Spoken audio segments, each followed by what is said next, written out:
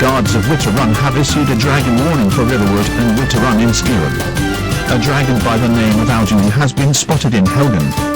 Algene has destroyed the city of Helgen. Villagers should remain in their homes and take cover until the situation gets resolved. Do not approach Algene as he is very dangerous and chances for survival is highly unlikely. This is a dragon warning.